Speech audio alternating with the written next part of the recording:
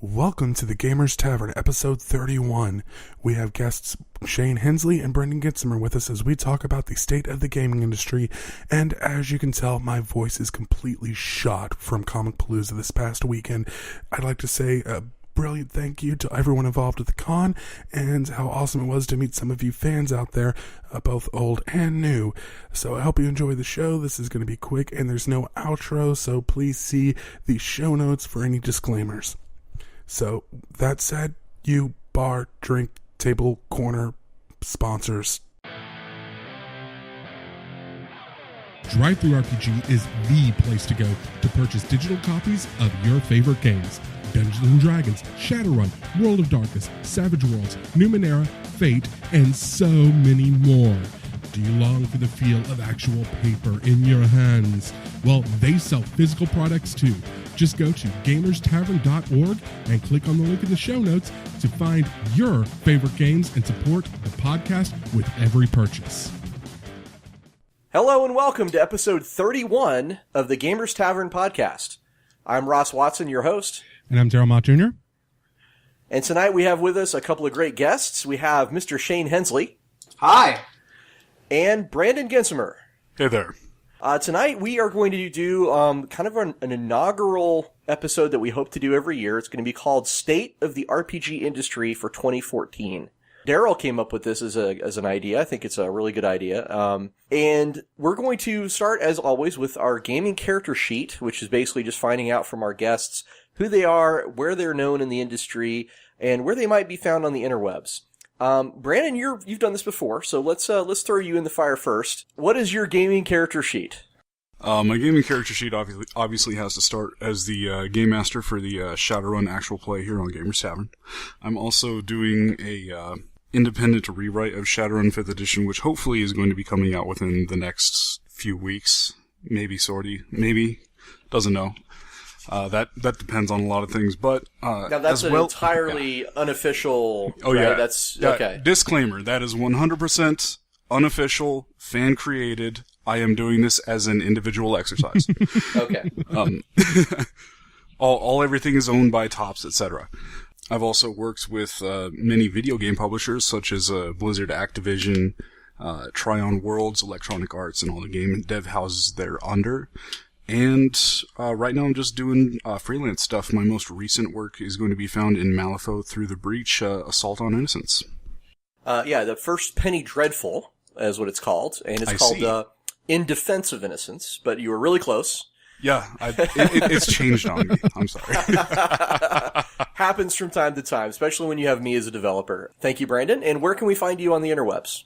You can find me on the interwebs. Right now, I just have a Twitch channel. It's going to be twitch.tv/YMPULSE101. Impulse 101. All right. And are you an elf? No. Okay. I'm an orc. All right. And Mr. Shane Hensley, what is your gaming character sheet like? Now, of course, it's a Savage Worlds character sheet. That's right. It's a Savage Worlds character sheet, and we had to actually invent the D14 just for my smarts.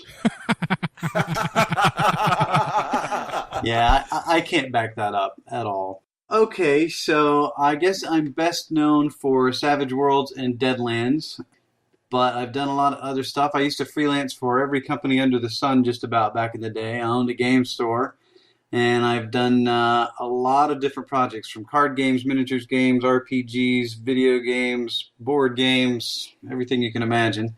And I've served as an executive producer on a couple of large MMOs. Mostly I'm an MMO guy on the video game side of things. And now are we going to be adding executive television producer to your credits soon? Well, how about co-producer? Awesome. Yeah, Congratulations I've got a little cred to earn before I can get the exec producer title. Absolutely, congratulations on that. That is a fantastic announcement. In case people don't know, as listeners, it's been recently mentioned on as an Xbox series. They're going to make a television series based on Deadlands, the RPG. Yeah, it's pretty cool. So Xbox has a new division called Xbox Originals. Right. And they're doing television shows, I guess you call them television shows, like Halo and Warren Ellis's Winter World. And luckily for me, Deadlands is one of those shows in development. That is just amazing. That is amazing news. It is brand new to me. That is awesome. We literally found this out the day after we invited Shane onto the show, so that was a nice little bonus for us to get that. Yeah. Yeah, Now- this is actually the first podcast I've done since then, so fire away. Scoop. We're getting scoop. Awesome.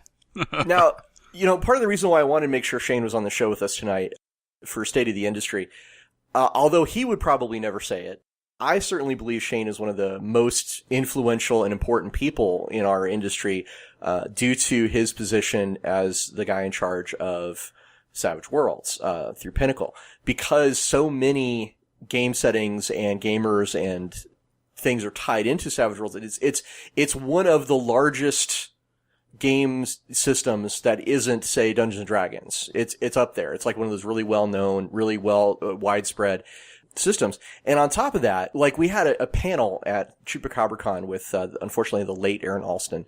And, we were talking about world building and so forth. And every time we would start talking about role-playing games, Shane, your name was mentioned. Hey, that's nice to hear. It was funny. It was, we just kept talking about it, like, oh yeah, and then you should always talk to Shane Hensley because he's awesome. It was like you were in the room, but you weren't actually in the room. Ask Ed Wetterman about it sometime. I'm sure he'll give you a great rundown on how it went. I hope it was mostly positive. Oh, absolutely, absolutely. And I'm definitely a fan. I am a Hensleyite. So if you see Mr. Hensley at any gaming convention, absolutely stop by and talk to him because he is a super cool guy. And, he's kind of one of our hidden gems, I would say. I mean, there's the Gary Gygax, there's the Larry Elmore. In probably 10, maybe 20 years from now, I imagine we'll also be putting Shane Hensley in that list because he is a luminary of our industry. That's some nice company you've put me in. I'll try to deserve it. Well, thank you for being with us tonight, Shane. We really appreciate it. Sure. Okay, so we've got our gaming character sheets out of the way. Let's talk about what we've been playing lately. Brandon, what have you been playing lately? Lately I've been playing a whole lot of Shadowrun and Shadowrun 5. I've also been doing the Pathfinder / D&D 3.5 Roll20 kind of hybrid homebrew kind of setting that this one GM has created. It's a rather interesting system. I've talked with him a lot about it. But pretty much D&D and Shadowrun as far as the board games, as tabletop is concerned. I've been playing a lot of Dark Souls 2 and also a brand new game that came out is Trials Evolution. I've been playing those two games a whole lot recently. All right. Trials is a racing game, right? It's a single player timed trial. It's hard to explain in a sentence, but it's basically a time trials game. You are racing against yourself trying to get to the end of the level. And getting to the end of the level is actually one of the most difficult parts about it, which is fun. It is motorcycle platforming at its best. May I suggest for your Twitch channel, Big Rigs Over the Road Racing?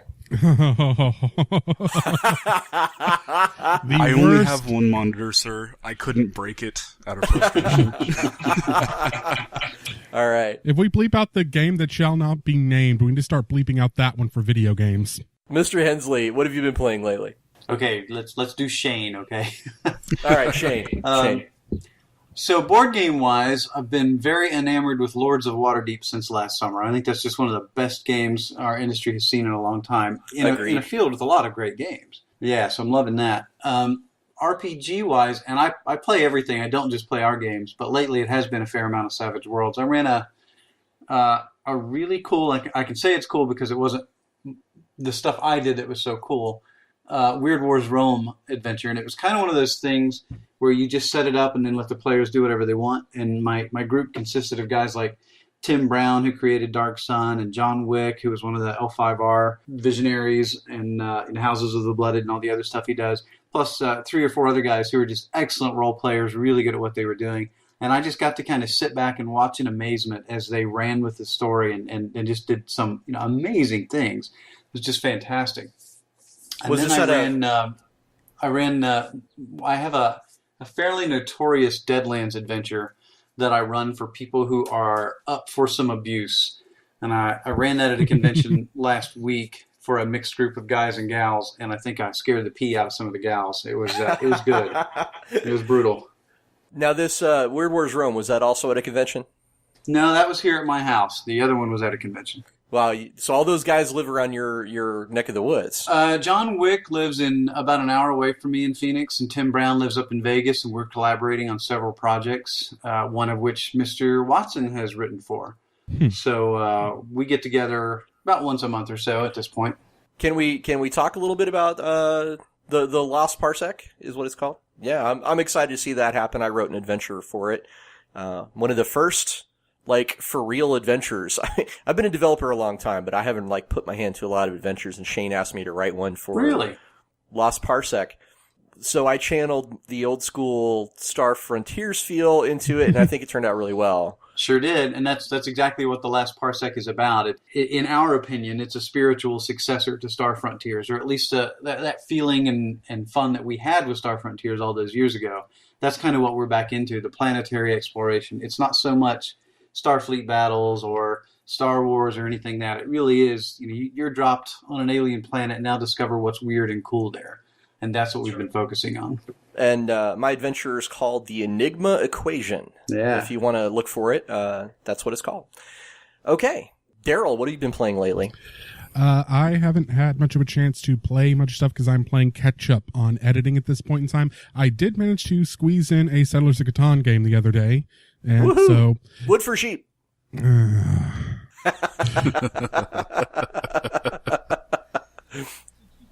So what I've been playing lately, I've been playing Arduin Bloody Arduin, which is the newest version of the classic system for Arduin Eternal. Cool. Or I should say the Arduin Grimoire, my bad. Which is a setting that's been around for about 40 years. My good friend Monty St. John, who is part of a company called Emperor's Choice Games, he is kind of the guy behind that, and it is really interesting and exciting to play in this classic setting.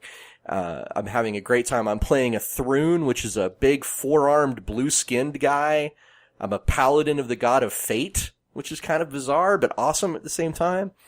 And we're just exploring all kinds of crazy Thundar the Barbarian style savagery, sorcery, and super science in that game. So, loving it. You are a man after my own heart. I have the Thundar collection right here on my desk, right next to Pirates of Darkwater. Demon Dogs! Lords of Light! All right. I've been also playing the Avengers game, Next Generation. We just wrapped up our big battle against Mordred in the Darkhold, and we restored New York from its medieval transformation. Sweet! And Valkyrie 2 is now an official Avenger in that game. So, and lastly, I got interested in some MMOs. I've been playing Star Trek Online way too much. They had a double XP weekend recently, and I said, what the hell? And now I'm level 50 and exploring the endgame content. Wow, that's fast. That double XP weekend, man, it just I went right on through, and it is a really fun MMO. So if you guys are looking for me on Star Trek Online, I am in the Echelon Division fleet. So the next segment of our show is called Tavern Tales, and we just ask you to give us a memorable die roll from a game. It doesn't have to be a die roll; it can be a card flip, it can be whatever you want. But why don't we start with Shane? I got a good one. All right. Okay, so back in college, which was just last year for me, we were playing Cyber. Oh, I can't remember what it was called. The ICE spell law system. They had a cyber setting. What was that called? Yeah. That was Cyberspace. Cyberspace. Was that it? Yeah, I guess so.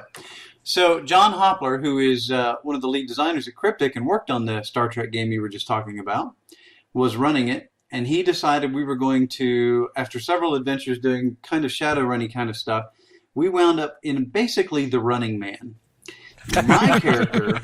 Not the dance move, but the movie. Right, the movie. So my character was this big black dude called the Duke of NY. Kind of based off the character from Escape from New York. About to say, played by Isaac Hayes. Played by Isaac Hayes, exactly. So I did my best to channel Isaac Hayes when I played him. But we were still of middling experience, and we were playing in this huge televised battle. And if we won, we got, I don't remember exactly what, but it was everything we had been working for in this campaign. So it was a big deal to us, in real life. So it was very cool. But all the combatants were real badasses. I mean, they were just incredibly tough to beat. We had to gang up on them to beat them and everything. And this one guy that I had to fight was a gunslinger. And he was way better than me, and he was way faster, and I didn't have a chance. But we had pulled off a couple of successes, and the ratings were through the roof. Everybody was watching. And I couldn't use my team. This was a one-on-one duel, and I was a short-range, sawed-off shotgun kind of guy. So I don't remember exactly how initiative went, but somehow I got lucky and went first. And I think this is the right die roll. I might have my numbers backwards, but I basically rolled a 00 on the dice. And I heart shot this gunslinger on national TV, prime time, millions of people watching.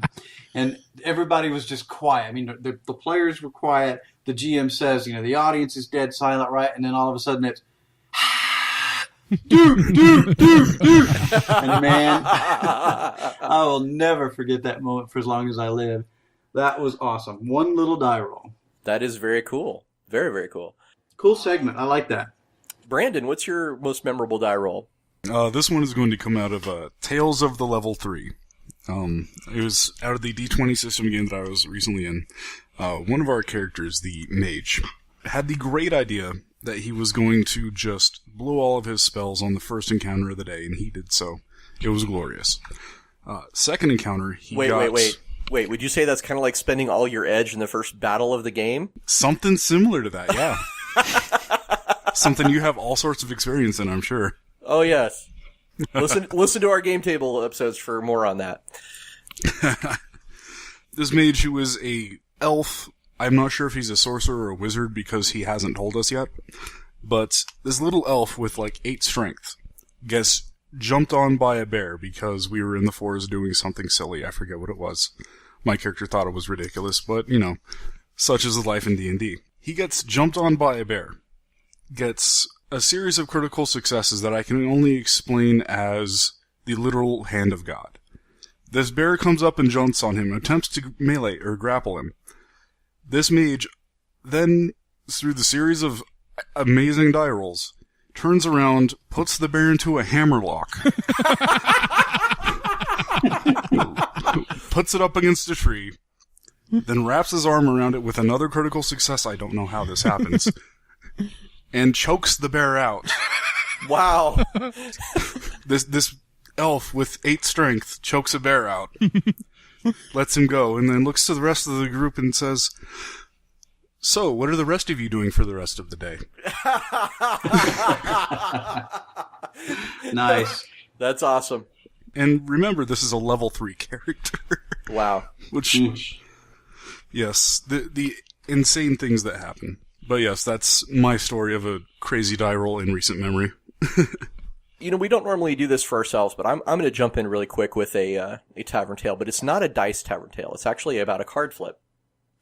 One of the cool things with Savage Worlds is they have a deck of special cards that you can hand out that give you cool abilities during the game. It's kind of an extra opportunity to do something awesome based specifically on what is written on the card. I had been playing Shintar with Sean Patrick Fannin at Genghis Khan this year, and I was playing my paladin, and I'd been given a card called Noble Sacrifice, which says that if you are adjacent to someone else, you can take the hit. Basically, any damage is dealt to them is instead dealt to you.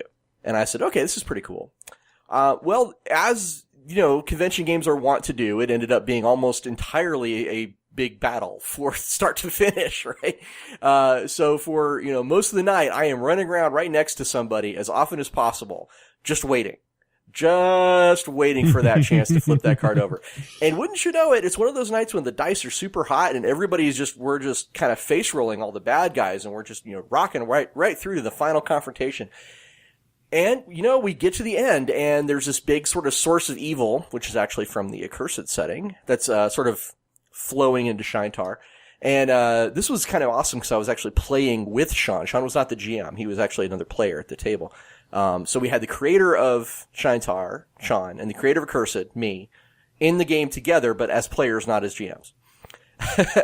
So Sean says, I'm going to sacrifice myself. I'm calling upon my god, the silver unicorn, to channel her power through me and use my soul to close this portal. And he says, all right, so I die, and then this happens. I say, wait a second. Wait.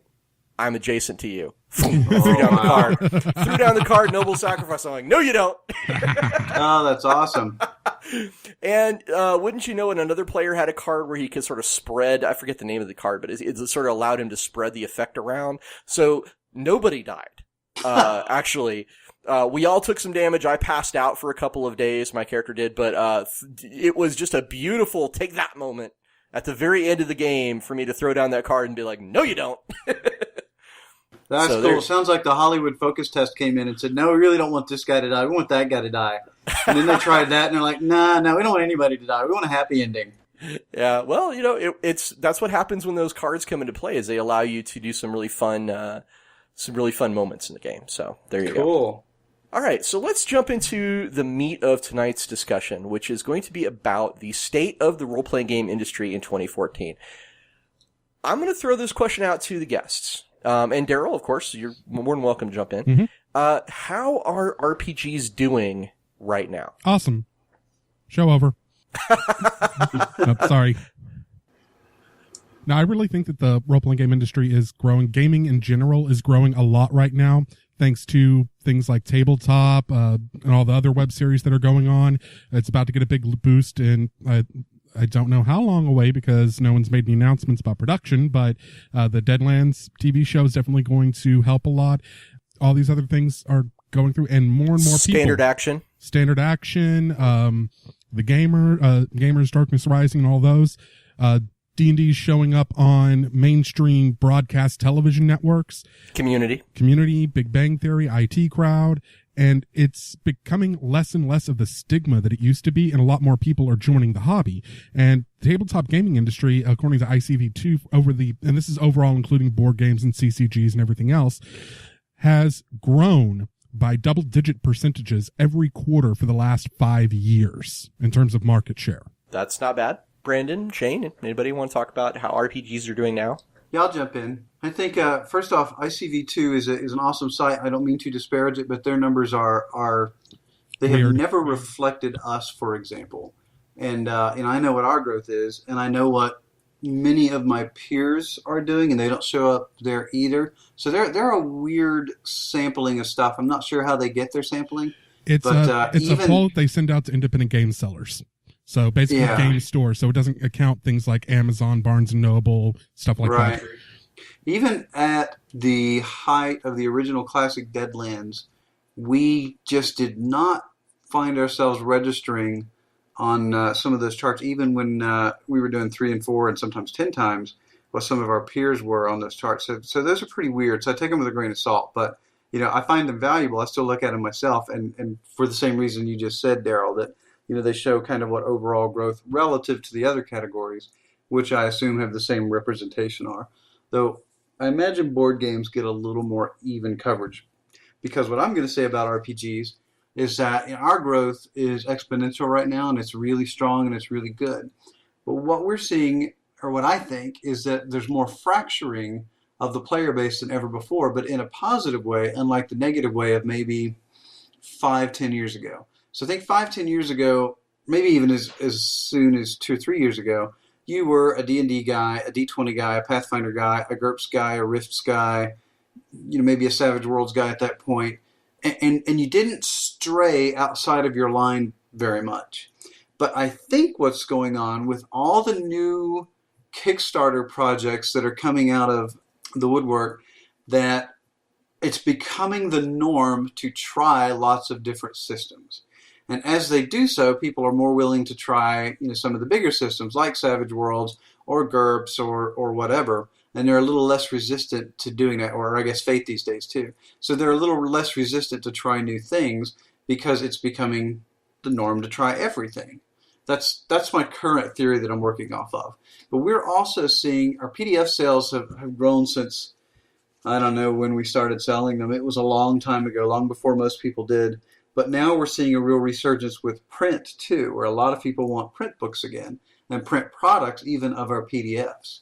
So we're working to make that happen. But for us, the growth is just fantastic. So I have to say that the state of the RPG industry is very strong from our point of view. My feeling is that the state of the RPG industry is reflective of a greater cultural shift, at least in North America, that is becoming more accepting of the quote-unquote nerd or geek culture on the whole.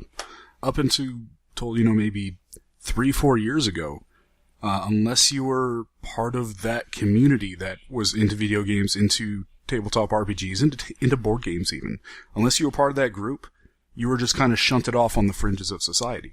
Now, though, it's become more socially acceptable to communicate those things to quote other people, and it's become something that you can discuss around the proverbial water cooler with your coworkers, as opposed to just talking about, the sports game from last night. I think that is the reason why tabletop RPGing is growing the way that it is because it is becoming more socially acceptable and more, in some cases, even socially, words escape me, but it's becoming a good thing. Yes. I had a proper word for that, but yes, it's becoming something that people as a whole are promoting as a positive as opposed to a negative, and I think that that's an indicative across all recreational outlets for the creative types. I mean, one of our bigger news sources at least for D&D news or Pathfinder news seems to be Forbes, for God's sake. They had the best coverage from PAX East over D&D Next and Tyranny of the Dragons. Exactly. Yeah. Exactly. Much RPGs. Yes. Such growth. I'd say the biggest challenge, though, is that there's still no central marketing resource for you to get the word out there, and especially since Facebook changed the way that it reposts your articles, that it's definitely becoming even harder to get the word out that you've got a new product or a new line or something like that. When we did Deadlands Noir, the Kickstarter, word got around very easily. By the time we got to Rome, and especially now, we're finding it much harder to get the word out. There are $1 million Kickstarters out there that I've never heard of, which just blows my mind because I consider myself fairly well informed. Oh yeah, well, I think Kickstarter has changed the market space so much. Like for example, back in 2011, which is not that far away, but back in 2011, I would have said that there are 3 tiers in the RPG industry.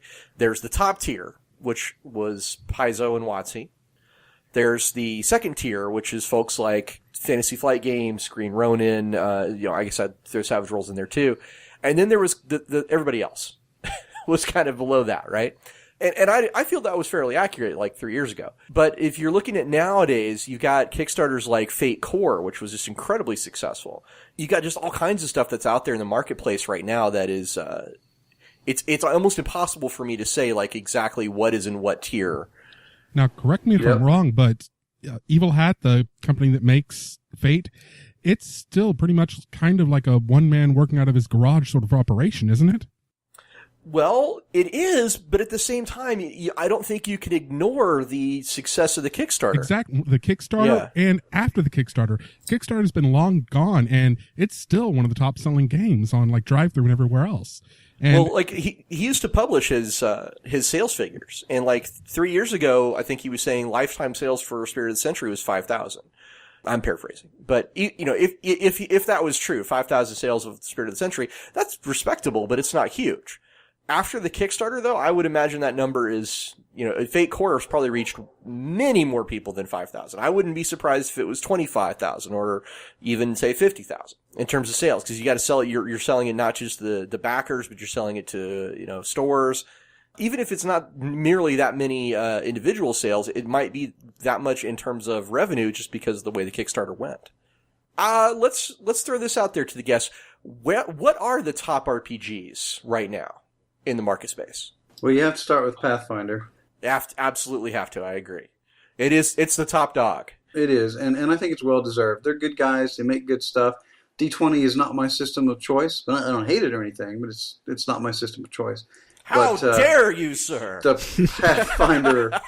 Pathfinder world and the experience they've made, especially with the adventure paths and stuff, I just think are first rate. I often buy them and savage them. The only thing I have to say about Pathfinder, they don't have anything, they show no signs of slowing down, but I do have a concern in that I don't see anything on their release schedule that makes me think that like D&D Next is coming, right? It's kind of around the corner, and I don't see anything on the Pathfinder release schedule that looks like it is. I actually speculated about this. Well, I didn't do it. One of the columnists for ICV2 speculated, and I reported on it in the Anacle News column that should have gone up by the time this goes up about 2 weeks ago, where he speculated that this is an intentional move by Paizo, that they're trying to follow kind of what happened with 4th edition, and that they're going to lay low for a little bit, let Wizards of the Coast launch their new edition, bring in all the fans. Oh, there's a new edition of D&D. I haven't played that since high school or college. Let me give that a try now that I've got free time and money, and let them bring in all the new people, hope that they get disenchanted with it, and then come out with their big thing about a year later. If that is their strategy, that's not a bad move. If that is their strategy. Yeah, the only thing they've got going at Gen Con, from what I can see, is they might have a preview of their new adventure path that they're starting, which is kind of a Escape from Barrier Rifts kind of thing. Barrier Peaks, yeah. Yeah, Barrier Peaks, sorry. And the Advanced Race Guide are the only things that are coming out even near Gen Con. That was a Freudian slip, Barrier Rifts, I think. All right, so that's a big one in this space. Brandon, what's another top-selling, most popular role-playing game? Obviously, WotC and D&D is the second place in that, at least in my opinion, just because I try to keep myself completely ignorant of the Star Wars world. If I look at the actual sales figures for last year, Star Wars was ahead of D&D as well, but that's a maybe. But yeah, D&D and Star Wars, I think, would be the runners-up, and D&D for obvious reasons, which is a game with more than 40 years of history, which is kind of a big deal. Unbeatable brand recognition. Yes. It is almost the generic term for role-playing. I used to have coworkers who knew nothing about gaming at my old job, and I'd say, oh, hey, I started this column where I'm writing about role-playing games. What's that? What, like D&D? That's all they knew. And, of course, the big thing is going to be this year, of course, D&D Next. And my opinion is that this is either going to be, it's going to be big, but it's going to be big in either a good way or a bad way. That's my opinion. It's going to either really hit hard, or it's going to be kind of a miss, that leaves behind a mess. That's all. That's what I think. In fiscal terms, and I've got absolutely no sources that actually say this, but from connecting the dots from everything I'm reading, basically, this is going to make or break Wizards of the Coast role-playing division. If D&D Next flops, Hasbro's going to gut the division pretty much. Wow. That's kind of the pressure they're under right now. Well, I wouldn't blame them if that was in fact the case, based on the marketplace. Like I said, I can point to absolutely no evidence to this. This is just me kind of reading between the lines. All right. And then, Brandon says there's Star Wars, which is Edge of the Empire and the Rebellion era, which, Age of Rebellion. Age Rebellion. Yes. Thank you. Well, Star Wars is going really strong in terms of its brand right now, because we got Episode 7 just been cast. X-Wing is just rocking the world in all the hobby games I've been to. And I imagine it's going to stay, even with the announced changes to the canon where they're getting rid of the expanded universe, which is going to have an effect on the RPG at some point, I'm sure. Oh, without question. I think the Star Wars RPG is likely to stay very strong in the marketplace. What do you think about that, Shane? Yeah, I think it's strong. I guess I'm a little surprised it's not stronger than it is, especially given the vacuum that D&D has left for a while. That's a little surprising to me. I go to conventions all over the world, and I just don't see anybody playing it. I think it's possibly people are slow to embrace it because of its innovative dice mechanic. Yep. And the fact that it requires the special dice. Gamers in general, in my opinion, are slow to embrace change. That's for sure. So I don't like change. I don't like change.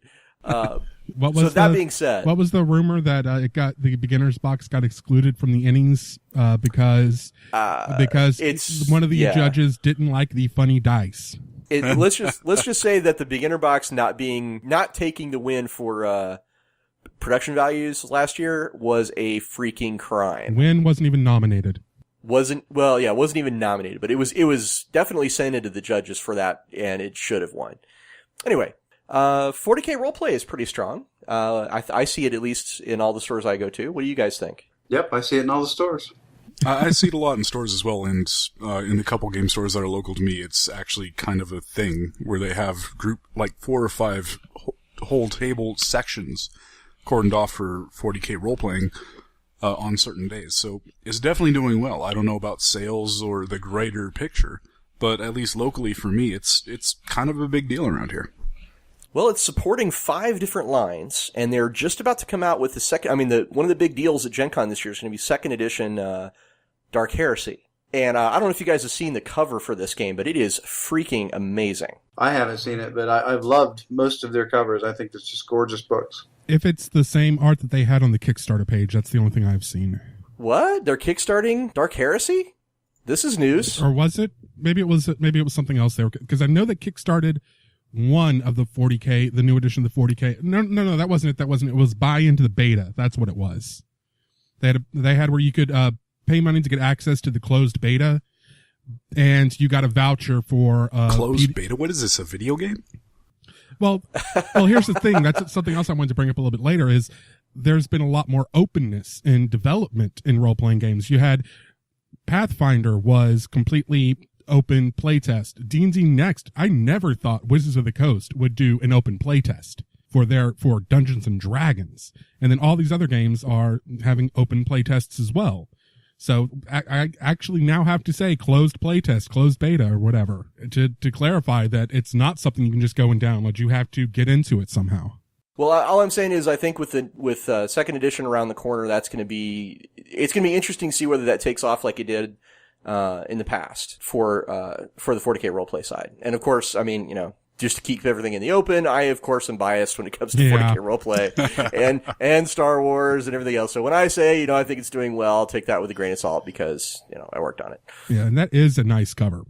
Savage Worlds is pretty popular. I would say it's definitely one of the top selling ones. Shane? Yes.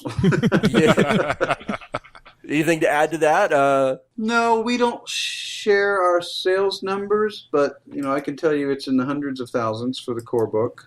Well, that is kind of awesome and amazing. And that is kind of a big deal. Yeah, that's huge. That is huge. I can tell you, as a guy who knows the numbers that were sold of things like Dark Heresy and Rogue Trader, that hundreds of thousands of books is amazing. And I did manage to find the sales numbers for Fate. They did, Dresden Files did almost 20,000. Fate Core did 14,900 lifetime. That's great. Those are great numbers. I mean, Savage Worlds has been around for 10 years, too. Yeah, so. Spirit of the Century is... Wait, no, that's not it. Spirit of the Century is 9,600. Yeah. So just as a comparison, hundreds of thousands of copies of that book. So yeah, Savage Worlds is definitely solid in that second tier, just like all these other ones we've been talking about. So any others that we may have missed that are in that top selling, most popular category? I think they don't get as much press these days, but I think certainly GURPS has sold oodles of copies. I really have no clue what their sales are, but really, you think like in 2014 they're not in 2014. I think over time. Okay, yeah. Are we talking just 2014? Yeah, well, this is the state of the industry for 2014. Because I have not sold hundreds of thousands in 2014. Well, the deluxe edition though is a going concern in 2014. That's the key thing. GURPS, I would argue, is probably not a going concern in 2014. It's actually a thing about Steve Jackson Games, which by the way, I love Steve Jackson Games. But it's kind of a bummer to me that they make way more money off of a parody of a role-playing game than they do actually off of a real Yeah, they're definitely the Munchkin Company now. Oh, yeah. Well, they did announce they're doing a new edition of Car Wars today, so... Oh, no kidding. Well, that's bringing impressive. the original designer back on. I got Scott Herring? Yep, I got that press release about 2 hours ago. Oh, Very wow. cool. I'm going to have to check that out. Are they going to do it like Ogre? I do not know. It didn't go into that much detail. That would be my guess. It. Big Kickstarter. Yeah. That's one way to really make it happen, would be to do it that way. That Ogre box is impressive. 2 brands that used to be dead in that second tier that kind of fell and in some ways have come back are Battletech and Shadowrun. Shadowrun, I don't know what their specific numbers are, but they're usually, anytime they come out with anything, they're always in the top 10 for the week at drive-thru. So their digital is definitely selling well. Yeah, well, you do find copies of that stuff in all of the stores. Yeah, I think Shadowrun sales are still very strong. I would agree with that. From what I know. I don't think that here's the thing, is I don't think that they've grown those 2 brands very much. I think a lot of it is going off momentum, even with the new edition of Shadowrun. Yeah. Yeah. Which is a shame, because I do love those two licenses quite a bit. Let's talk about some things about the future of role-playing games, because we're seeing things now, especially what we've just been talking about, is multimedia, tying in with role-playing games. We're talking about things like, I don't know, a television series. We're talking about things like mobile apps. There's a dice rolling, for example, the funny dice in, Star Wars, you can actually download an app and just roll them around on your phone. You don't even need to carry those dice around. Or if you forgot your dice, it's very easy to just download that thing and go. There's also casual RPGs. One of the ones I've run into recently is, like Fiasco. If somebody doesn't show up and you can't do your normal game night, we'll play some Fiasco. And then you've got just casual video game tie-ins too. There's, I know D&D has had at least 2, I think, Facebook games that they've done. That's correct. And there's also MMOs like Neverwinter. I don't know of any other RPG ones besides Neverwinter, but Neverwinter is definitely one of those. And of course, the novel lines are still going strong for a lot of these products. There's still Forgotten Realms novel line, and it still does well. There's still Dungeons & Dragons books. There's Pathfinder novels actually been coming up quite a bit it seems like to me Pathfinder's kind of absorbed all the good novel writers from WotC. Dave Gross, Elaine Cunningham, folks like that, and have got them churning out novels now for Pathfinder. Shane, do you have anything to add about multimedia and RPGs? Yeah. So we look at all that stuff as things we love to do, and they're great gravy, but we try not to ever let them overshadow the core of our business. The core of our business, and my raison d'etre, for lack of a better word, is making worlds and RPGs. I love doing it. I've given up a couple of big video game jobs to keep doing it, and that's what I want to continue to do. But all this other stuff, like the TV show and so on, I mean, they are a blast. They're fun to do, but we do look at them primarily as bringing new customers into our world, then and hopefully they will play our game. My mom won't play a tactical RPG, right? But she might play a Telltale version of Deadlands game, and she'll certainly watch the TV show and stuff like that. So we want to expose as many people as we can, but really at the core of it, we want to keep focused on the RPG and keep making stuff for it. And it's been successful for us for almost 20 years. And it'll be my tombstone when I die. I reckon it'll be a big orange Deadlands tombstone. That's okay by me. I'm all right with that. Telltale games are very, very similar. They're probably the closest thing I can think of in the video game space to like an actual RPG. In terms of the storytelling. If I had my choice for a Deadlands computer game right now, that would be my first choice. I moved to Arizona here because we were working on the Deadlands MMO. And that was as MMOs were starting to wane.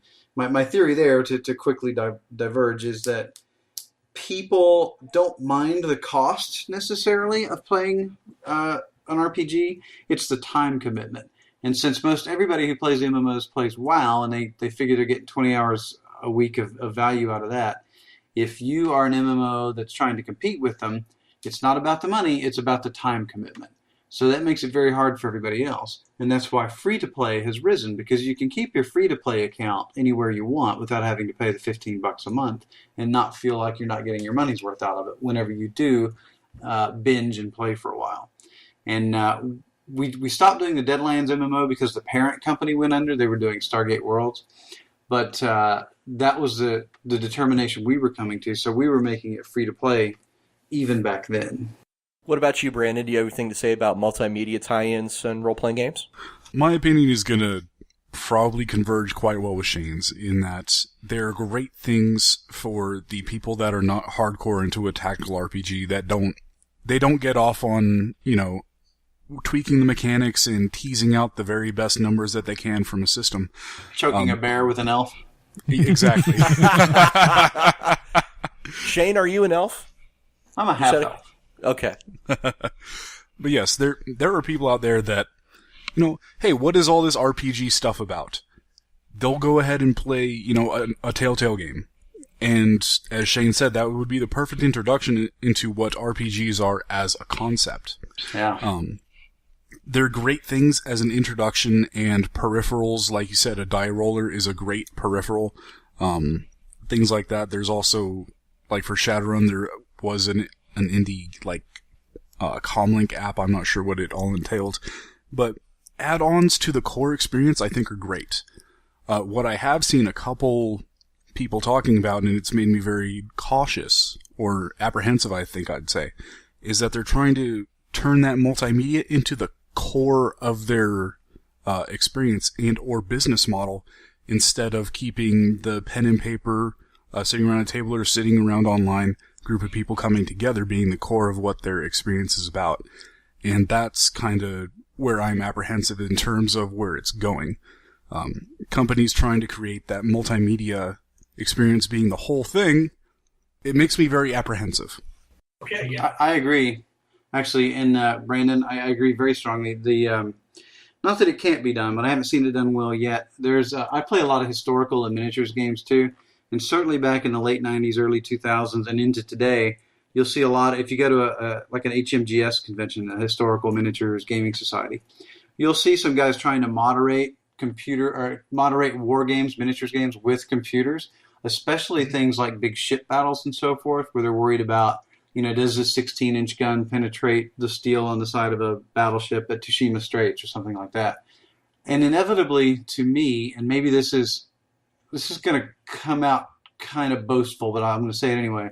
I think a good game designer can get the exact same statistics across the battle with a handful of D6s and have a whole lot more fun doing it. Well, I'm going to say, I'm going to push back a little bit on that. I think that a game that has a complexity level to it can benefit from, some computer assistance.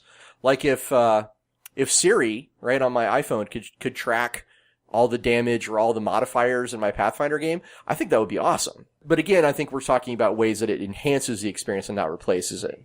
I'm going to continue to disagree with you, because I think when you have that crutch, for lack of a better word, you don't have a more simplified, streamlined system for a human player to grasp. And I think being able to grasp it in your mind helps with so many other things at a meta level that I think it actually still detracts.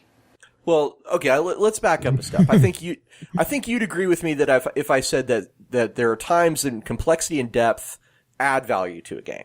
Well, on a strictly 1 to infinite scale, sure. Well, there's like for example, one of the reasons why I really like Shadowrun is I can have a gun that has a special ammo, it has a special barrel attachment, it has a special smart link built into it. So there's several layers of complexity in just like the choice of my weapon. It's not just like a gun that has a stat.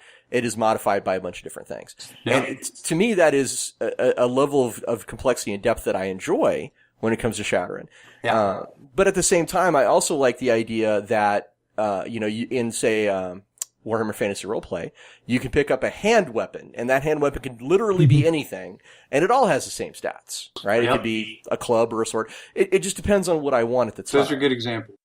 I guess there's a threshold there that I think if the game is designed to rely upon that crutch, and again, I'm not saying it can't be done. I have not yet seen it done to where it doesn't make the game complex to the level that most people can't grasp it at a meta level on the fly. Okay. You're saying that even in a complex game with a lot of depth, it needs to be something that the player can intuitively understand.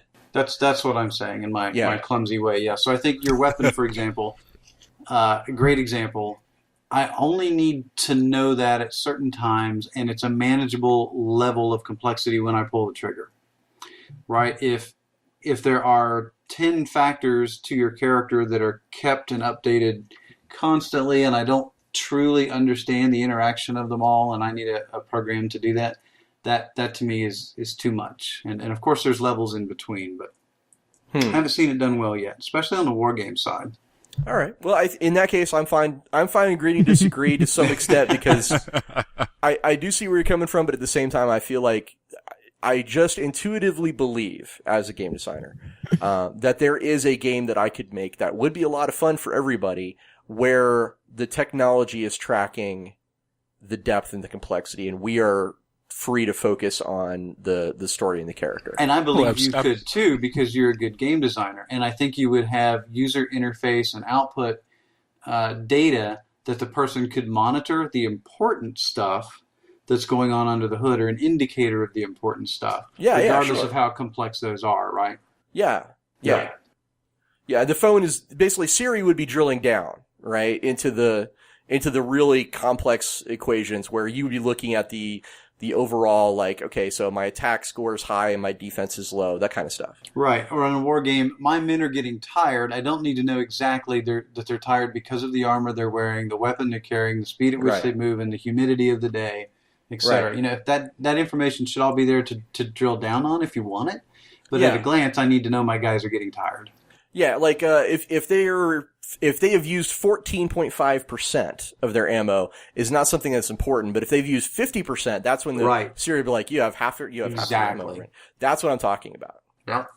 Okay. You guys realize you're talking about video games in their early stages, right? Oh yeah, absolutely. But I just wanted to make sure because I had to say it. I'm sorry. Well, this is why it's so relevant to me, because in a lot of the computer games I've worked on, because the computer is the de facto method of tracking everything, people get it very complex under the hood. What is then hard to communicate to the player is the simplistic final output. Yeah, and how it all ties together. Just because it can be so complex, they frequently make it that way. Yes, I agree. That's a discussion for another time, but yes. I did want to back up a little bit and go back to, we were talking about multimedia tie-ins, and Shane was mentioning specifically about how these are kind of the gravy. These are, the way he was talking about was almost marketing for the game itself, as opposed to trying to create a multimedia thing of which the role-playing game is part of. And I don't disagree that's a bad move for some of the larger companies. For Wizards of the Coast or Pathfinder, that would be a good thing to do, because I don't know that you can monetize just a role-playing game at the levels you need to support that much corporation involved in this day and age, just because the hobby's growing, but it's also growing out.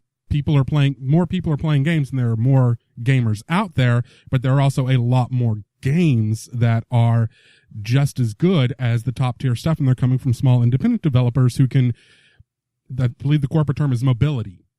Yeah, we're talking about fracturing the market as well. Yes, exactly. Well, let me throw something out, because I may have come on a little strong there. My point, we were talking about the business of RPGs when I made those comments. Yes. And so from our point of view, from a business point of view, that's how we see them. Let's say the TV show actually gets greenlit and it's made and it makes a ton of money, and that's all great. But that's gone in, at best case, a decade, right? And I plan on making games till I die. So that's, from a business point of view, that's how we see it. Now, from a heart point of view, from an emotional point of view, I have been fortunate enough to be creatively involved with the script for the Deadlands TV show, for example, and my entire heart and soul are thrown into making it the absolute best TV show I can make. And 6 seasons and a movie. Goal, that's what I'm working. I'm going to put this out there. 6 seasons and a movie. That's what we want. That would be great. I'll be thrilled if we get 1 season. But and having that heart is very, very important, because there are some movies out there based on role-playing games. I'm not going to be naming names, but you could definitely see you could definitely see there were some issues with that side of things, where they didn't have enough people that were involved in the game involved in the movie. Yeah. And that's something that's very important, is when companies are doing these sort of multimedia tie-ins, to not, yes, you're going to have to make sacrifices, because a movie or a TV show or a novel is not a game. You can't sit there and put on screen, okay, yeah, this is him rolling a critical hit. You have to express that visually or through the story or through the medium, and you have to make sacrifices to the game to do that, because it is a different medium. But you can't move so far away that you're almost detached from the original source. Yeah. Well, let's kind of get to this to a brief close before we step into the future of role-playing games from 2014. We're going to take a quick break, and then we'll be back.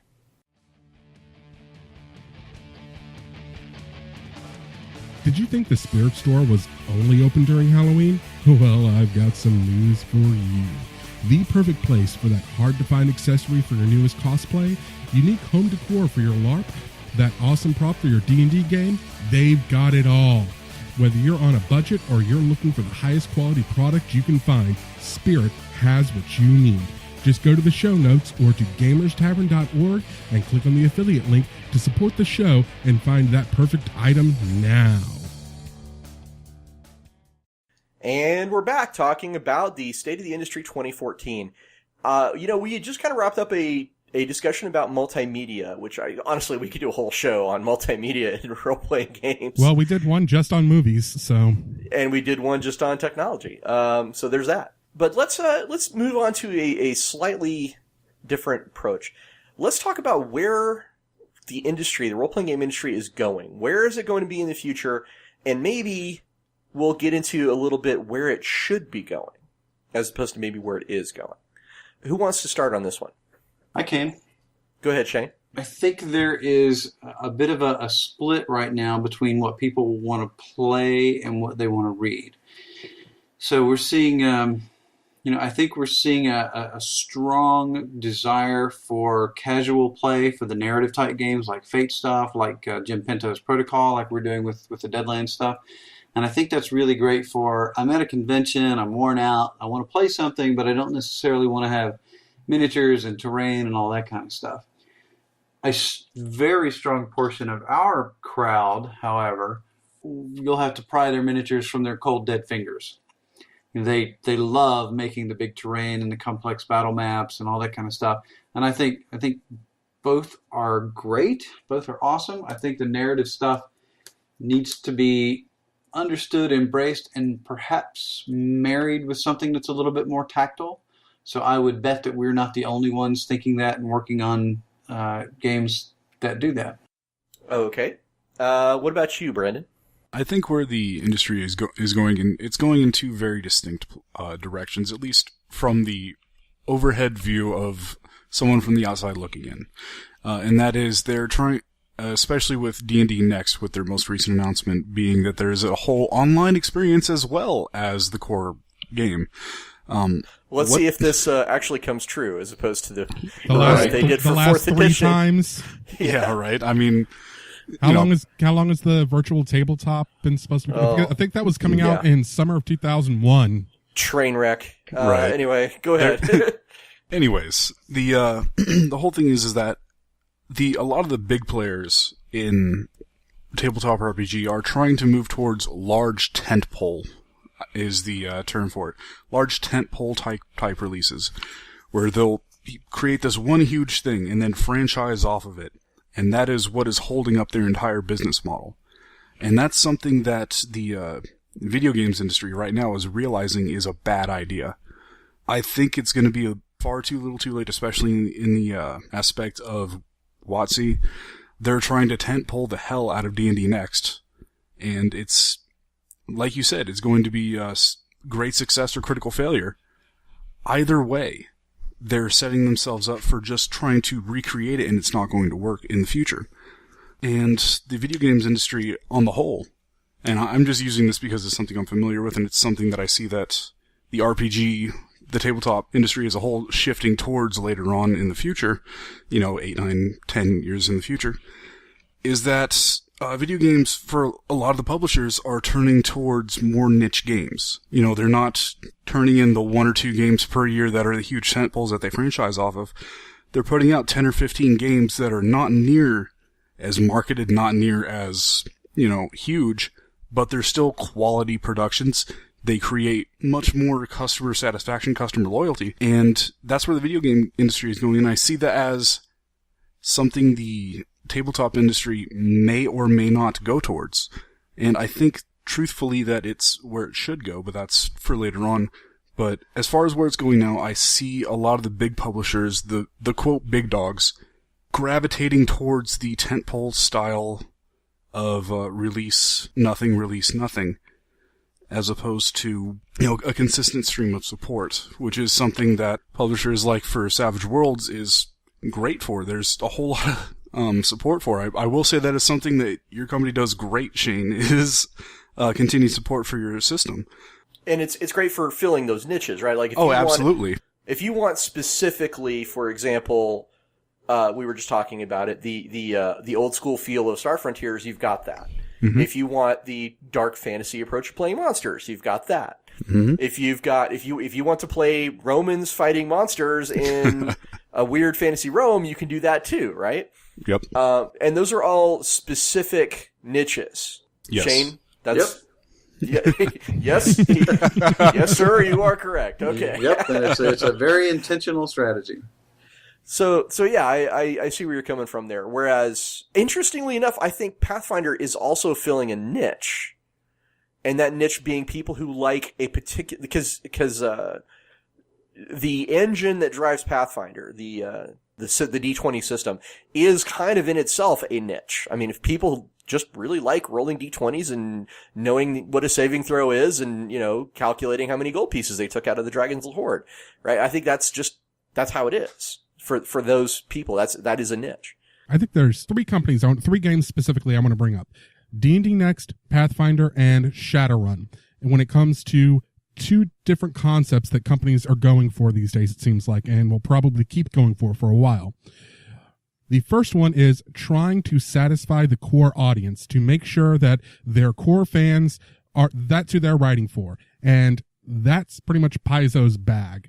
They're the ones who said, we're not going with this 4th edition thing. We're sticking with our 3.5 and we're going to improve that and make that work as well as we can. And that's going to be our thing. And they've stuck to that the entire time, and it's done very, very well for them.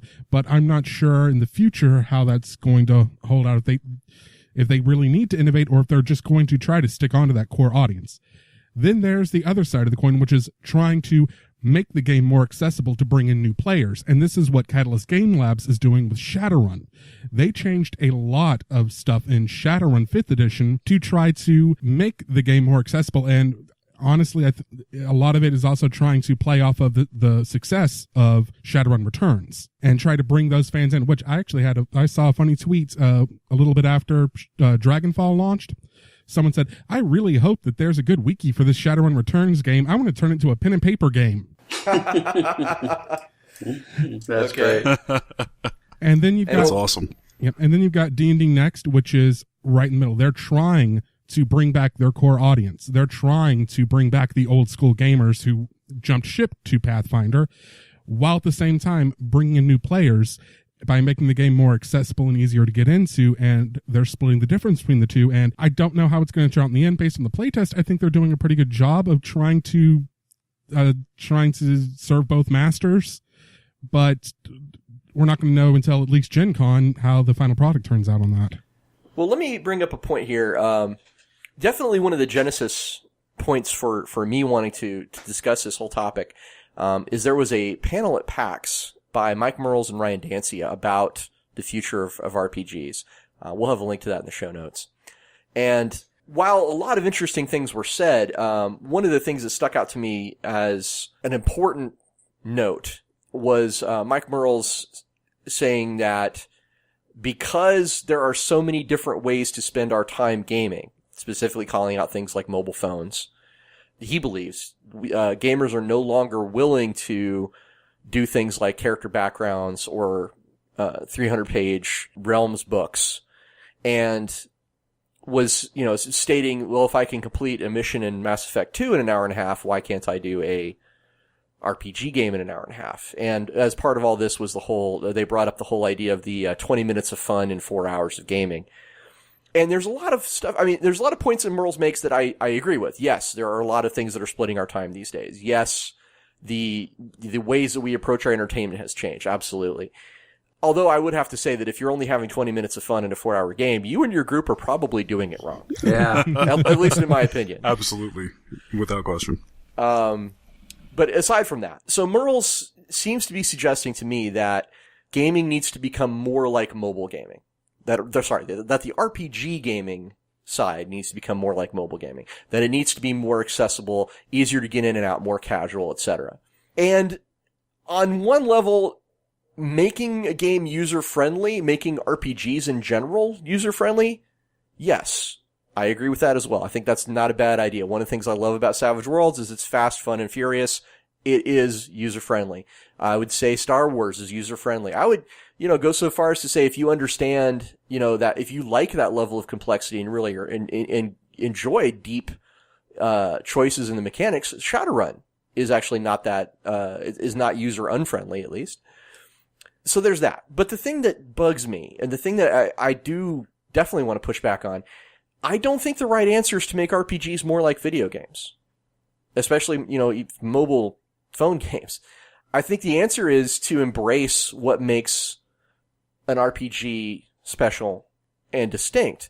And that's the experience of sitting around a table and pretending to be someone else for however long that may be, kind of immersing yourself in that experience. That's what I want more out of my RPGs. It's not so much the experience of playing a game per se as it is taking on that role. What do you guys think? I think Merles is doing it wrong. I mean, quite frankly. I've read the interview that you're talking about, and what he's alluding to is a single correct answer for everyone that leads to maximum sales numbers for me.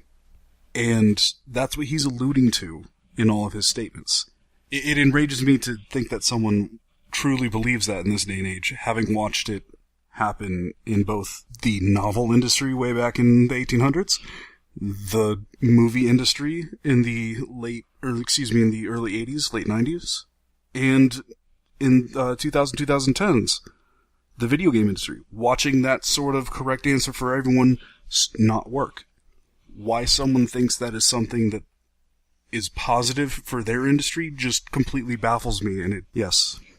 Well, Brandon, if you've been around since the 1800s, you're clearly an elf. Or a vampire. I'm not sure which. I told you I'm an orc, sir.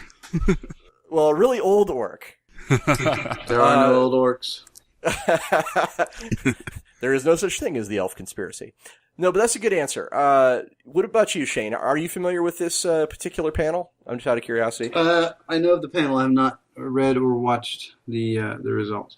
But I would say a couple of things. I think saying that a RPG shouldn't be like a mobile game, I certainly agree in principle. But I think it's probably exactly like our conversation just a bit ago about complexity.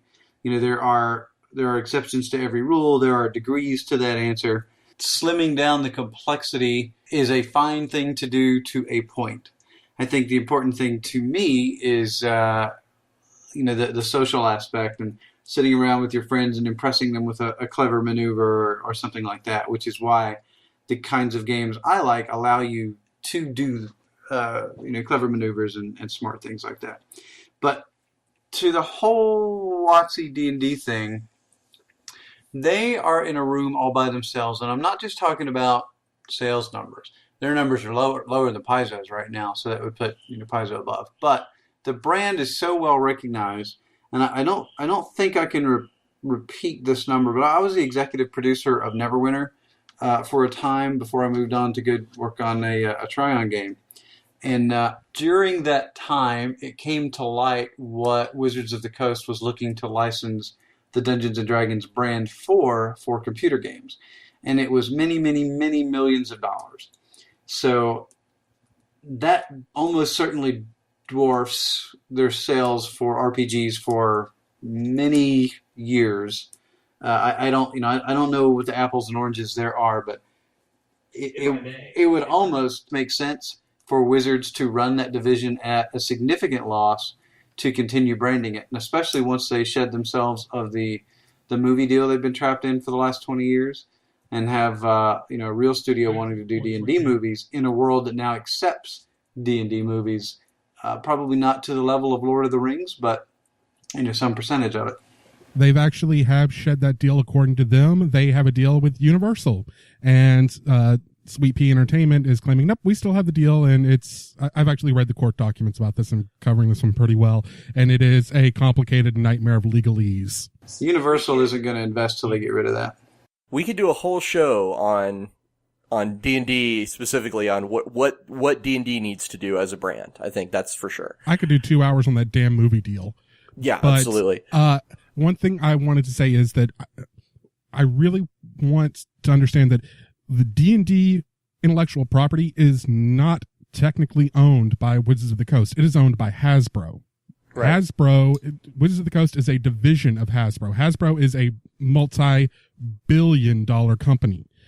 And when they're calling out those numbers, it's because they think that the brand recognition is worth that much to video game video game companies.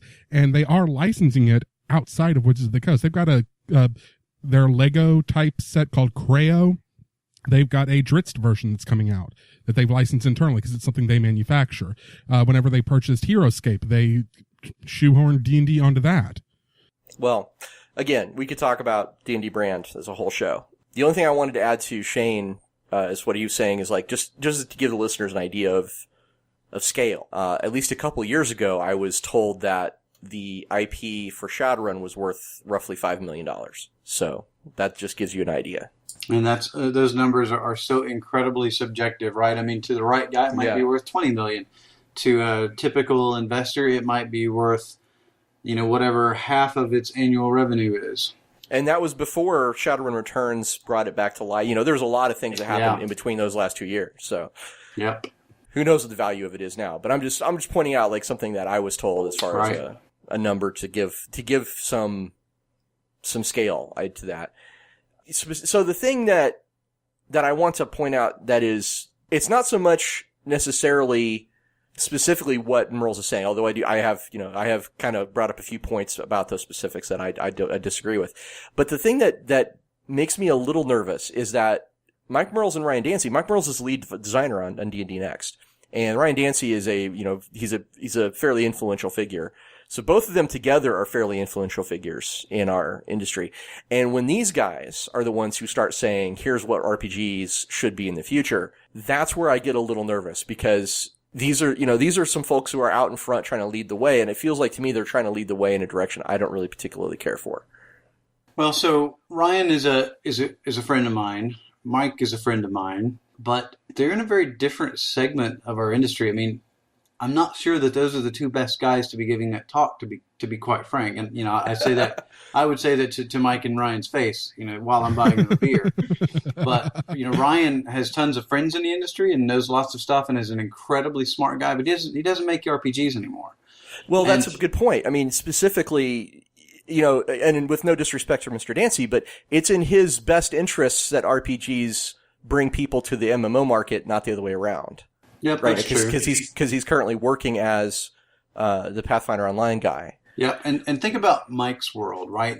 So Shane's world is, man, I've got this cool idea for a game. I hope other people buy it. How am I going to guerrilla market it and get people to know about it in this very challenging marketing environment with so much competition? That's my world, right? Same world that Ross lived in for Accursed. Mike's world is Hasbro wants to, and it's not like I know this for a fact, so grain of salt, it's my opinion. But Mike's world is, hey, Hasbro wants to know if they should invest another $100,000 in some expansions to this D&D thing you're working on that we don't really understand, or can we just print some more monopolies with some license on it and sell 10 billion of them next quarter? Right? That's the pressure that Mike lives under.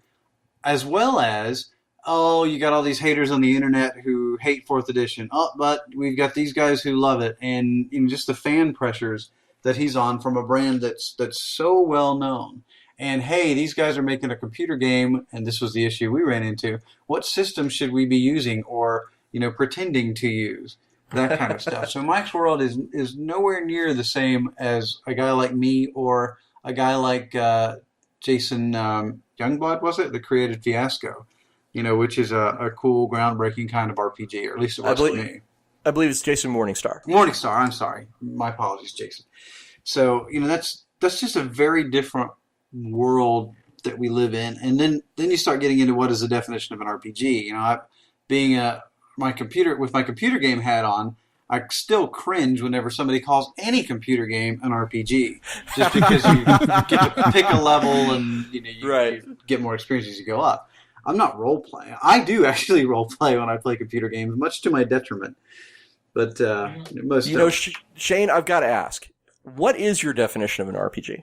To me, it's the subjectivity. You need to be able to do anything you want. And the reason I didn't care for D&D 4th edition is it really rammed home and I think 3.5 does this too, but 4th edition really made it clear.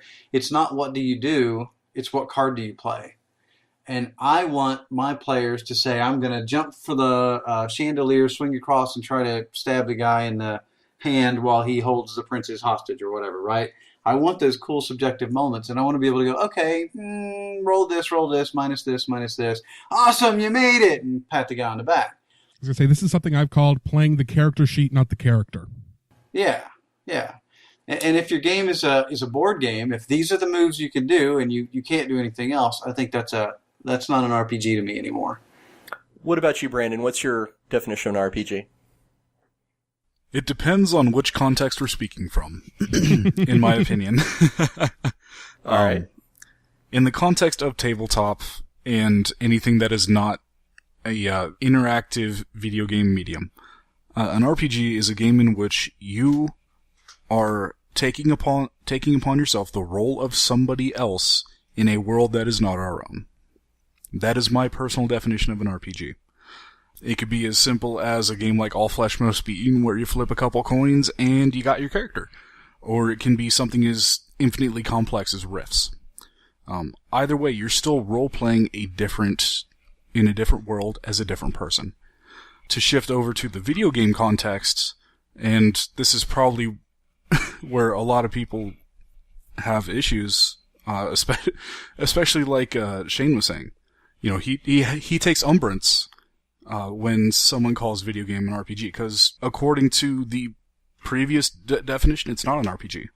When you're playing somebody else in a game that was designed not for you specifically. Okay. I wish I had a better way of saying that. Had to turn in dumb speak there for a minute. But yeah, an RPG is where you make choices based upon a character not of your creation, I guess is the better way of putting it. Like Dragon Age 2 is a perfect example.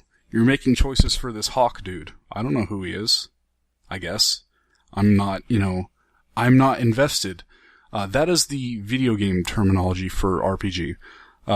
Different designers like to say RPG elements and XP scaling and unlockables, and that's just industry garbage, in my opinion. But, wherein you are controlling someone not of your creation in a world, or in the video game world, is going to be my definition of an RPG.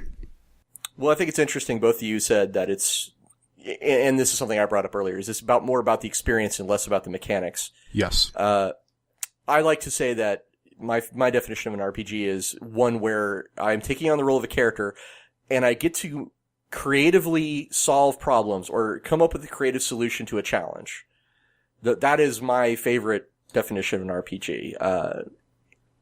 And that's because the RPG allows me to do something that I would not normally do in my real world. Daryl, what's your definition of an RPG? My definition of a role-playing game is a game, you see, where you play a role. Sorry, you guys kind of did that one perfectly. Profound. And it's a game. The only thing is, I'm going to take the Supreme Court's ruling on pornography and say, I can't give you a definition, but I know it when I see it. Because I can think of, based on your definitions, I can find exceptions that are definitely not role-playing games that meet that definition. Like for board games, something like Last Night on Earth.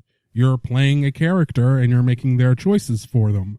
And it's a character that's not you in a world that's not the real world. But that's not a role-playing game. It's a board game. Because I don't get to make creative decisions. I just get to do what I'm able to do in the game. My choices are limited by what's presented in front of me. There is no opportunity for creativity. Well, yeah. And it's one of those things. It's really hard to pin down a strict definition that's going to define everything because it is such a broad genre or a broad medium. Well, technically, pictures with friends suits my definition because you are able to use your creativity, but it's not a role playing game because you're just literally drawing pictures for someone else. Okay, I think I might have a definition that works. Okay, for tabletop role playing games, interactive storytelling with a framework to decide decisions that would normally be up to chance.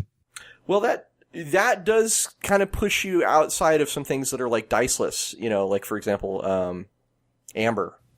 Well, there's still rules for this random thing. There's do I hit or do I miss? There's still a framework, but okay, just we're talking again. Defining what an RPG game is probably could take up a whole show. So let's. I think we've covered some of the good stuff there. So having discussed what we think RPGs are, and having discussed where this PAX panel thinks they're going, what are some positive things that we think are going to happen to RPGs in the future? Where is RPGs going in the future that we are excited about? More gamers.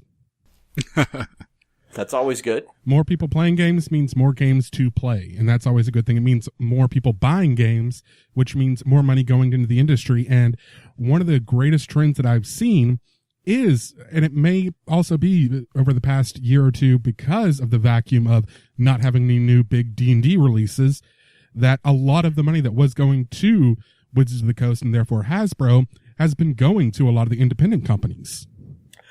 I'm going to say global games. Like one thing I'm excited about is seeing Shadows of Estrin, which is a French game that has been through the magic of Kickstarter, is now available on store shelves here in America, and it's pretty interesting looking.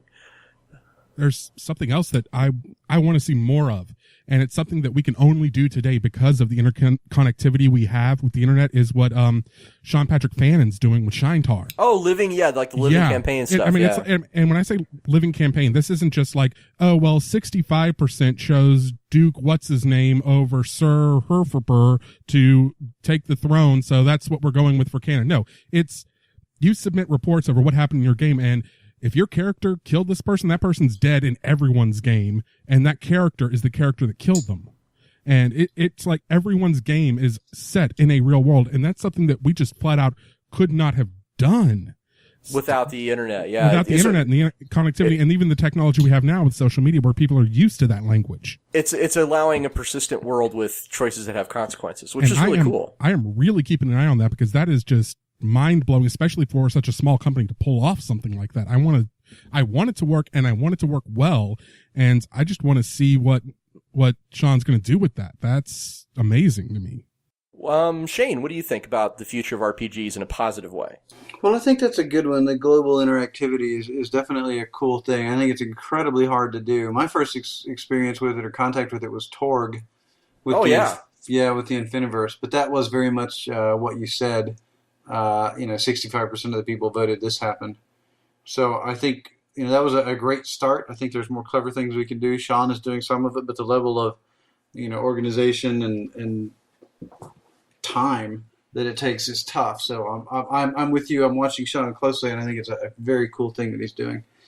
I think the rise of for lack of a better word, for little guys, for a guy who's got this cool idea for a game and some cool mechanic, and Kickstarter allows him now to not break his entire family to make it. I think that's a great thing. And I literally do play everything. Every chance I get, I play a different game. And, I want to learn from them and get better at my craft. And it's tough because you certainly don't ever want to steal an idea, right? That's just the worst thing you can do. But every game any of us make is built upon the foundations of many other games that other people built, all the way back to Gary and probably somebody before that. So a little tricky, but I love seeing all the innovation that people are coming up with. And we find ways, and I'll speak just for us real quick, we find ways to build it in sometimes. For example, Torg had dramatic task resolution. We have dramatic, we have critical tasks. I'm getting my terms mixed up, but we have a system that lets you do the big dramatic defuse bomb scene and all that kind of stuff that Torg excelled at so well in our own way, and different mechanics and so forth. But it was absolutely inspired by Torg, and I've certainly never said otherwise. I think the Warhammer 3rd edition that Fantasy Flight did, the party, what do you call it, Ross? There's the party character sheet that you could slot the abilities into. Yeah, that was one thing that Jay Little designed, and I really liked that. Yeah, me too. And while we would never steal that idea, we might have edges in the future that apply to a party or something. That would be, I think, an appropriate way to get the same idea across in our game system without ripping off Jay or the guys at Fantasy Flight. And that kind of stuff's pretty cool, I think. Well, I think there's something you could definitely be inspired by in just, certain mechanics, like a team character sheet. There's ways to be inspired by that without copying. But yeah, absolutely. Yeah. And then I guess finally is the rise of player agency in all these games. We have bennies, Fate has, Fate points and so forth, where the players get to decide a little bit of the story. And there's great discussions to be had about how much they should have and how little and so on. But I love the fact that in that cool moment when you have that great idea, it's not just the GM breaking the rules for you. I think that feels a little cheap sometimes. But there is a legal way to break the rules for players with these devices, and that's a lot of fun. I've got a lot of memories and cool stories from that myself and watching others. Yeah, absolutely. I love boost resources. I love giving some narrative control to the players. I think those are both excellent things that I think a lot of games could actually really benefit from. Yeah. I've been playing Champions lately. That's our Avengers game, and I can't tell you how much I missed a boost resource. Yeah. I was like, oh my god, I wish I could boost this. I wish I could spend something to make this actually work, because I really want it to work. Right. And here's what I think's really neat about it. I think game designers, because we're so inherently used to trying to figure out how people are going to break all our games, we look at those things and say, well, you're just going to, one-shot the big bad guy with them. And that's absolutely true, and you got to watch out for that. But I have seen so many times, like a thief needs to pick a lock. And it's not an important lock. It's not a game-changing lock. But damn it, he's the thief, and he wants to look like a thief to the rest of the party. Yeah, he wants his moment, yeah. Yeah, so I've seen in Savage Worlds, knowing that a big fight is coming and those bennies are going to be important, a guy will spend 1, 2, 3 bennies just to pick that lock or some other mundane thing, because by God, he's supposed to be good at it, and the dice just aren't agreeing with him that day. That's cool. Yeah. I like that. No, I agree. It's a good way to add some protagonism to your character. Right? Yeah. Plus, it let me kill him easier, so... Well, and Brandon is a GM. He likes to throw bad guys at us that have a boost resource of their own, which sometimes can be a pissing contest. Like, for example, there was a bad guy, and he's like, "I'm going to spend edge to soak that hit." No, you're not. Well, I'm going to spend more. I'm going to spend more to soak that. No, you're not. And it became a thing where we were going to give up all of our boost resource, which we did, to make sure that guy went down, and it was kind of satisfying. It was cool. But look for that one in about 3 weeks. Yeah. So, Daryl, let's talk about where the RPG industry is going. That, let's say some things maybe that we don't want to see, or that we hope is not going to happen, because there's no hate on this podcast.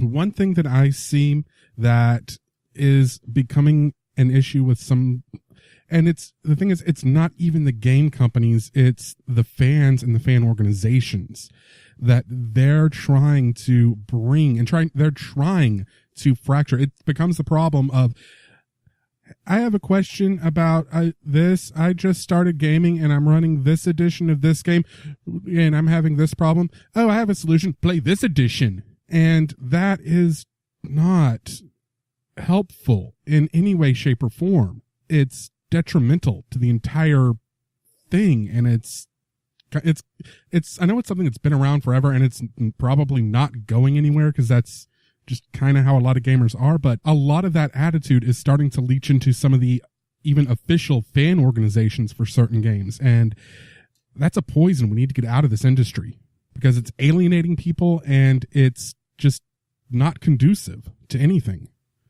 Right. And I'm going to say, I do like the idea of making the games more user-friendly, but what I don't want to see is, I don't want to see us move away from detailed and interesting campaign settings. I don't want us to say that game prep is not valid anymore, right? I don't want people to think that inventing or detailing something that takes more than an hour and a half to experience is a bad thing. That's kind of where I'm coming from. Now, granted, I am a very traditional role player, when it comes to that, but, that's part of the reason why I enjoy writing adventures and reading adventures and buying adventures, is because then I don't have to come up with, I don't have to spend all that time and energy coming up with the plan. I can do what's in the book. But if I only bought something, let's say I spent $30 on, Return to Undermountain, and it only satisfied our group for an hour and a half, I wouldn't feel that was a great purchase. Yeah, I agree. You know, again, so for me, I just want to see, I hope that we are not moving in a direction where we're spending more time dealing with the game part of role-playing game and less time dealing with the experience. Something that I just truthfully hope doesn't worm its way into the tabletop RPG industry is the theory of disposable experience. Oh, yeah, absolutely. And this is something that the free-to-play area of the video game industry has become wildly accepting of, is that it's okay if your experience that you're catering to players is completely disposable, unmemorable, as long as you got that quarter or that $5 out of them. It doesn't matter. I sincerely hope that the tabletop RPG industry does not go in that way. There's a couple, I'm not going to point at any publishers or development houses that are talking about this, but it's something that I've seen a couple places, and I sincerely hope it doesn't happen. Yeah, I have also seen a couple of productions that have been focused very sharply on the math side or the game side, or saying that it's okay that this game is not fun 18% of the time because 82% of the time it is fine. Right? Yeah. I'm like, from a game designer perspective, I'm like, what? But, anyway, Shane, let's talk about some negative things where the RPG industry could be headed, or at least we hope when they're not headed. I hope all you other companies make terrible games.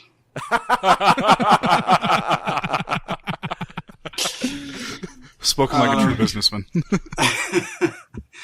And I don't, of course, because again, I'm a fan and player of everything.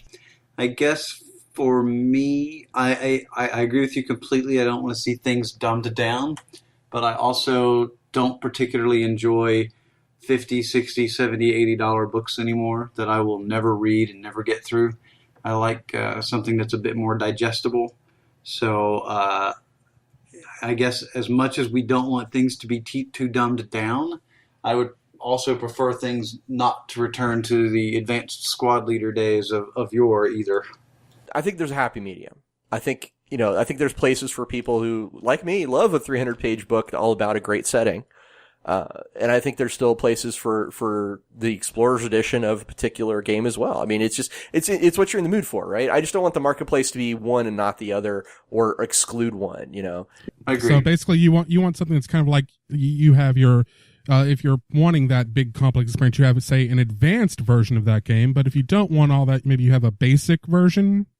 Not me. I don't like it split like that. Then I feel like I'm missing something.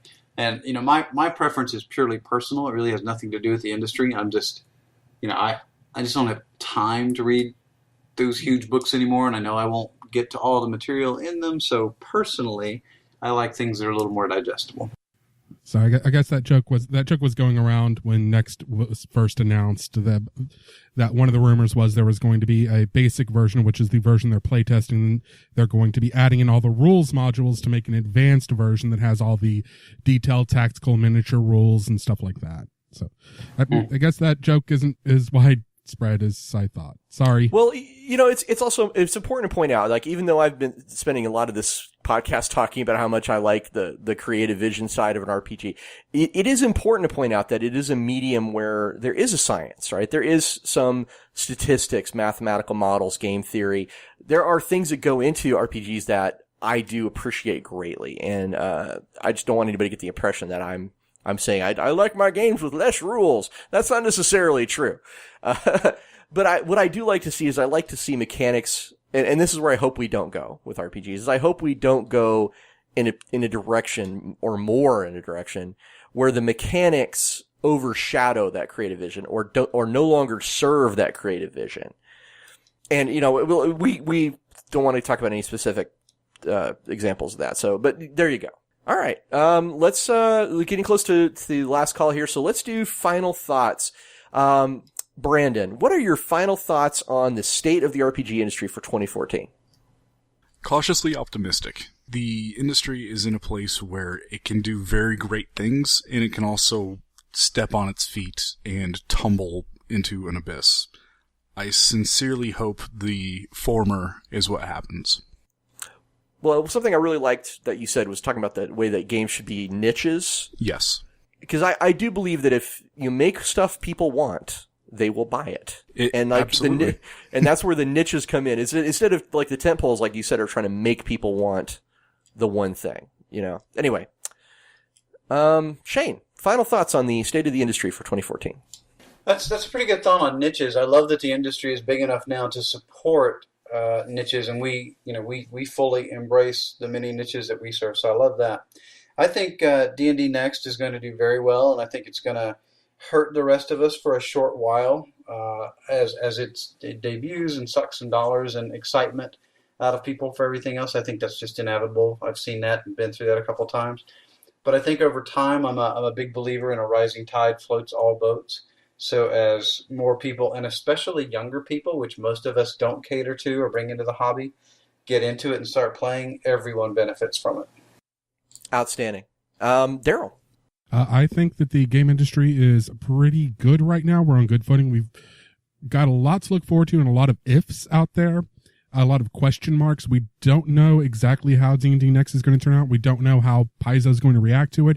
We don't know how that's going to affect all of these smaller games. But what we do have right now is, I think, really, really good. We have multiple choices for any type of game you want to play. If you want to play a game where you're playing a horror-inspired Western that also has fantasy elements and maybe a little bit of sci-fi, Deadlands has been out for ages. It's sitting right there. You want this, it's there. You want this, it's there. And it's awesome, I hear.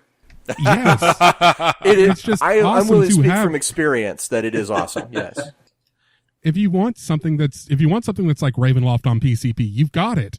Yeah. Whatever you want is out there. You just have to do, and it's not even that much. It's like search RPG space and type in whatever genre mashup you want. You're going to find someone has kickstarted it at some point in time as probably a Savage Worlds campaign setting. Or there's a conversion of it somewhere on a fan site. Yeah, I agree. That's a great point. And it's great to have that breadth in the industry, and it's not like it was in the 80s, 90s, especially in the D20 boom, where all of this product is weighing down the industry. I don't think that's happening right now. And that's, I think, a really, really good thing that we have all this out there and we have all these shared ways to tell stories, and we're getting more players all the time. It's great. Yeah, I think what you're saying is there's three things. There's the technology that is allowing a standard guy with a computer to basically make it a good role-playing game, you know, through Kickstarter or whatever else, and he's doing it, and that's where the indie market's coming from. And thanks to technology like Google Plus and Skype, more people are gaming as much now as we ever did, just we're doing different channels. Then secondly, you got like buyer sophistication, I guess is one way to put it, is just they have more rarefied tastes. Like, you know, people aren't buying 30 different versions of D&D anymore, right? They're going to buy the thing that they want. We're talking about that niche again, right? And they're going to spend hundreds of dollars on the thing that they want. And then thirdly, I think the systems are maturing. The design space, you know, has starting to become more and more defined. It's starting to become more refined and improved.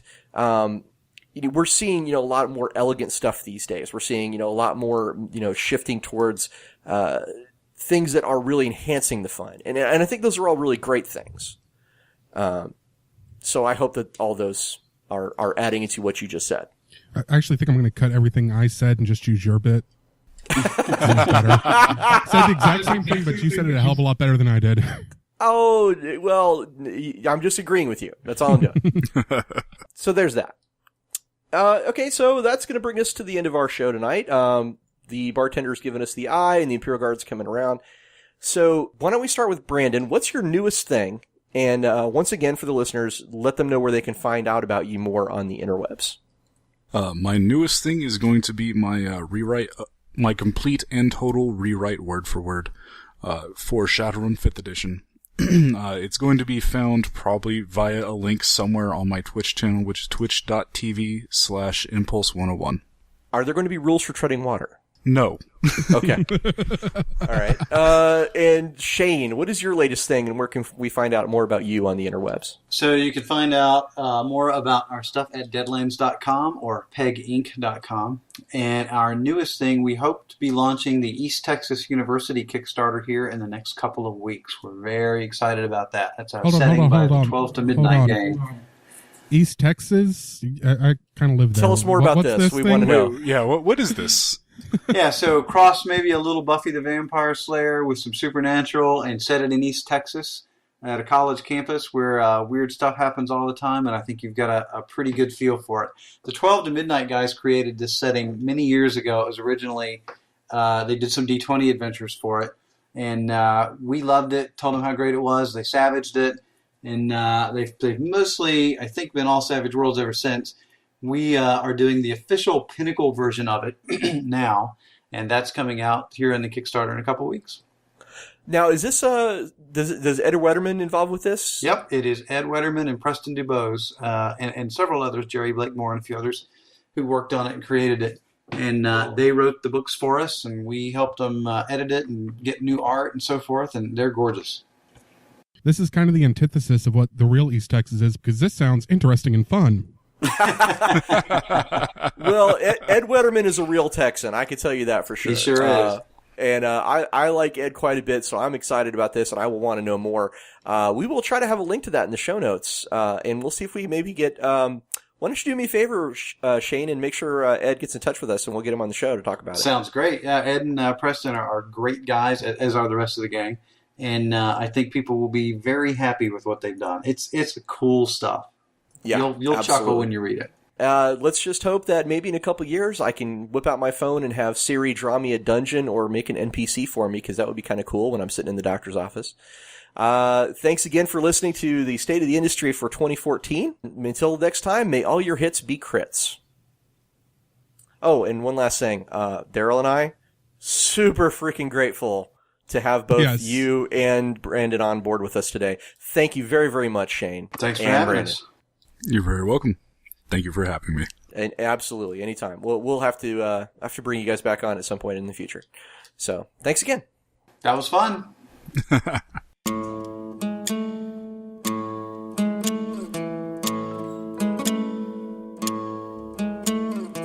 Hi, this is Nick Jaworski, and you may not realize it or probably don't care, but I edit some of the shows here on the Gamers Tavern Podcast Network. If you like podcasts but love audio editing, then I have great news for you. I have my own show titled 1 Degree of Separation, and you can listen to it right now and subscribe at onedegreewithnick.com. The show is kind of hard to describe. Each episode is basically an experiment that contains original music, stories, interviews. It's probably just best if I quickly show you some recent episodes. Try to see what you had, if you had anything interesting for me. Have you ever waterboarded somebody?